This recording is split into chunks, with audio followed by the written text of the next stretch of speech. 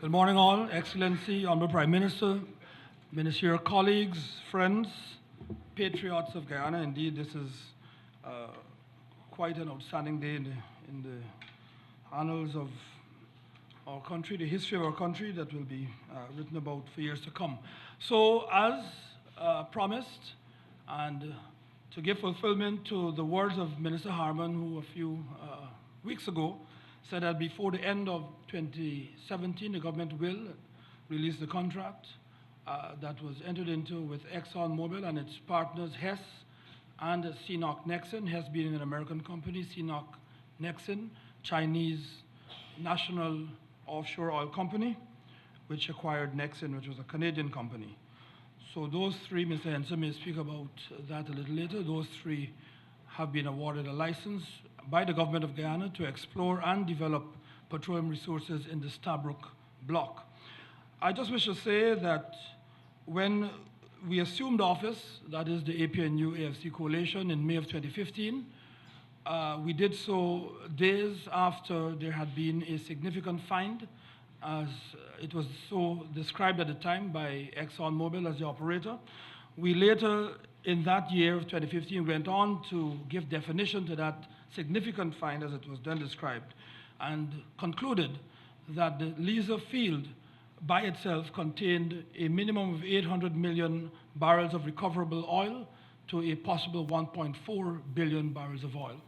Thereafter, Exxon drilled a well known as Skipjack, which well turned up to be dry, and as anyone who is involved in mining and exploration would know, it is believed that if Skipjack had been drilled and explored first, it very well could have changed the dynamics, because Exxon may have concluded that the Stabroek was not a fruitful basin to explore.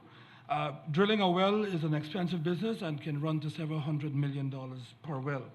Thereafter, other wells were drilled, and we did have successive discoveries, and on each occasion I would recall receiving the news, feeling a sense of heaviness, and then I would pass the news on to His Excellency the President that, sir, there's been another discovery, and I would hear his voice drop as well, because it was another layer of responsibility that fell on our shoulders.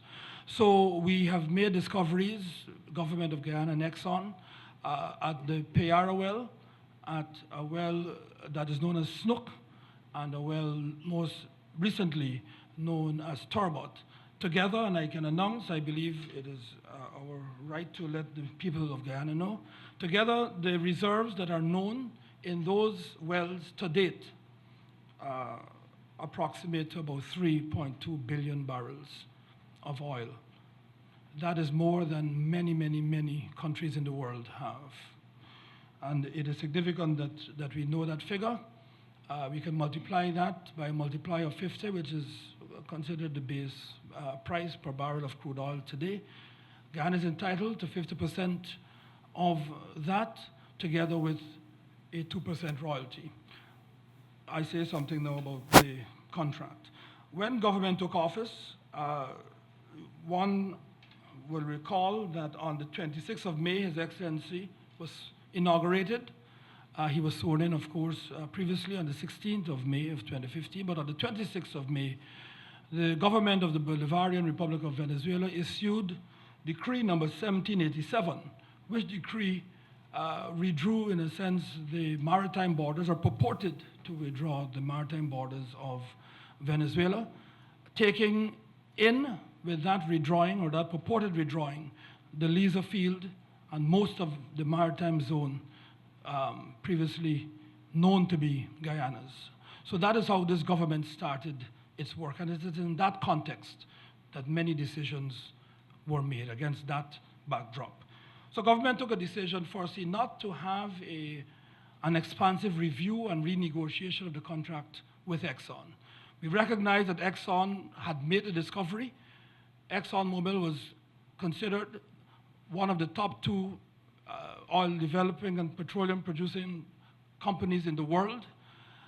ExxonMobil was the only company that was brave enough to venture into our waters and to explore for oil, when many others either felt afraid to do so, and many others, in fact, one particular company in particular, was run out of our waters and its ship arrested and escorted elsewhere by a corvette.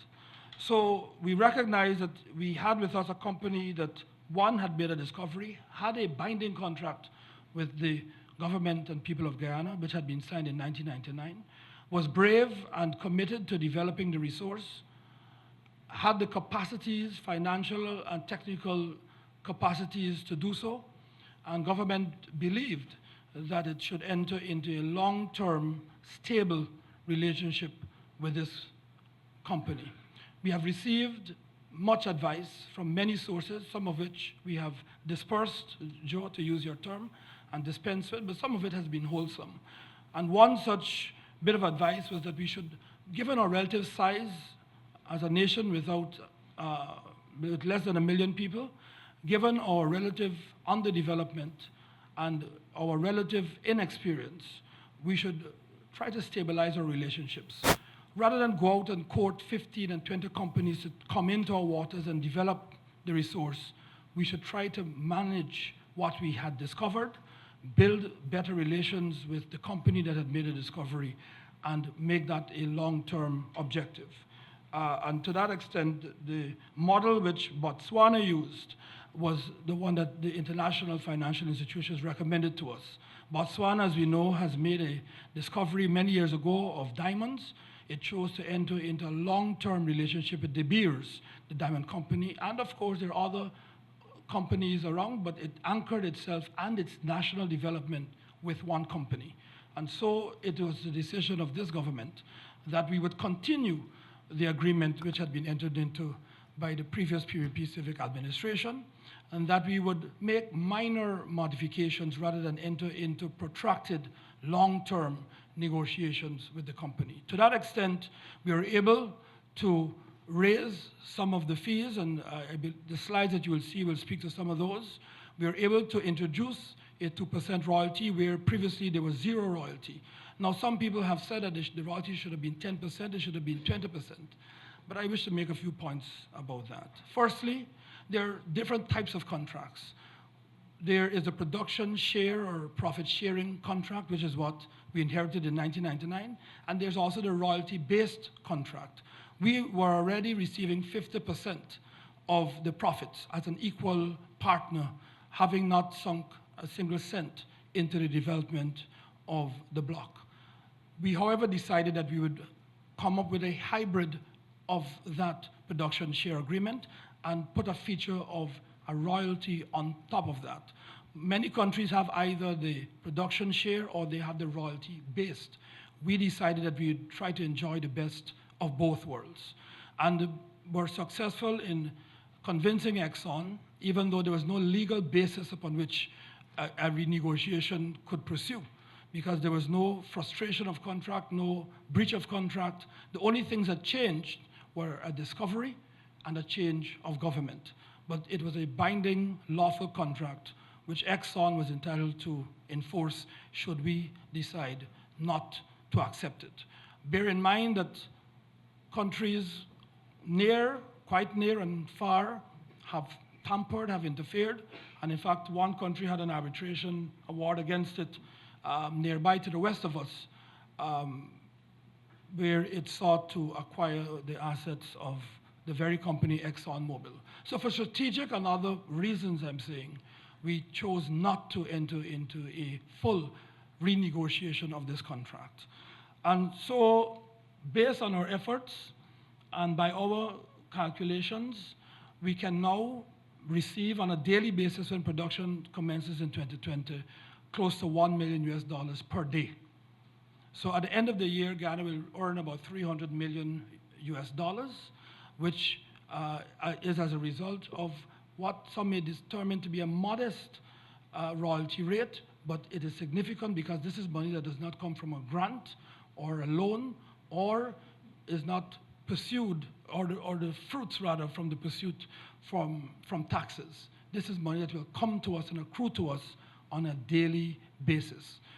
So with that said, I'd just like to mention a few other things. One, we also determined that under no circumstances, and I thank Mr. Dennison for this as well, Commissioner of GGMC, that there will be flaring of the gas.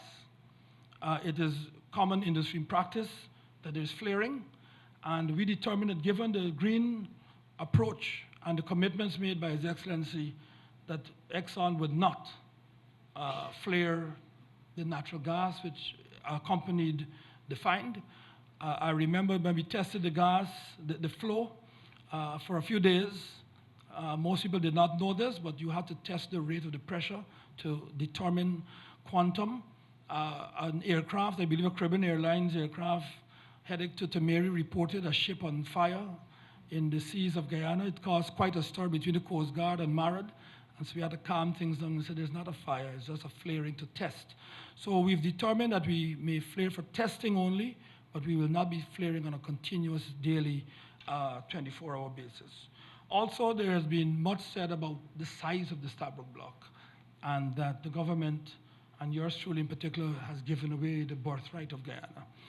For the reasons which I've stated earlier, and the strategic importance of having this company develop the resource on our behalf, we sought to maintain the exact proportions of the grant that had been given by the PPP Civic Administration in 1999.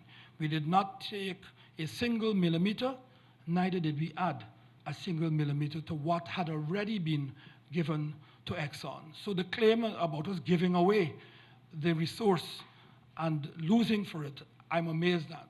Given the fact, as I said, that we will earn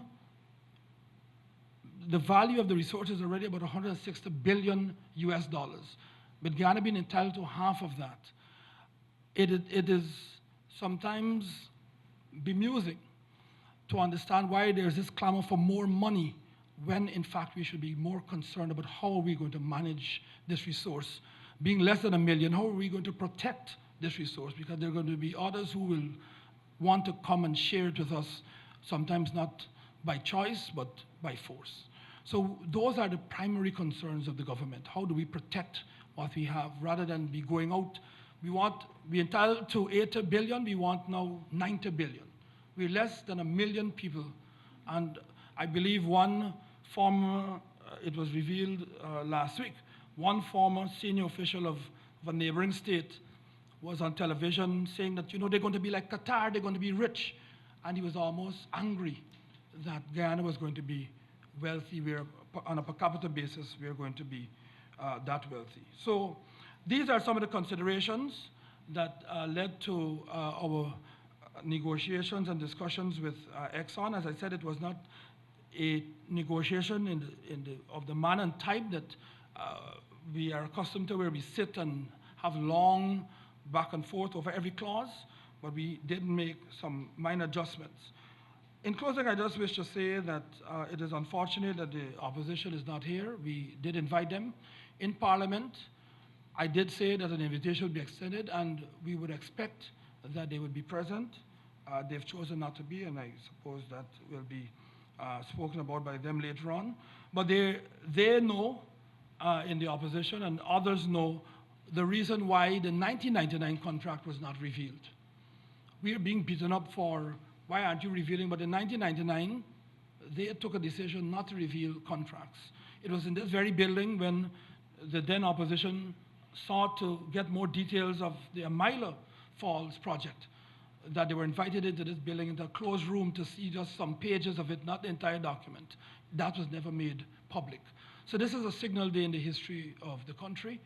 I am grateful for the time and attention that you've given, and I will join Minister of State tomorrow at his press conference to answer any more questions that may arise. But I wanted to give the context and the background to our relationship with ExxonMobil, and I thank you very much.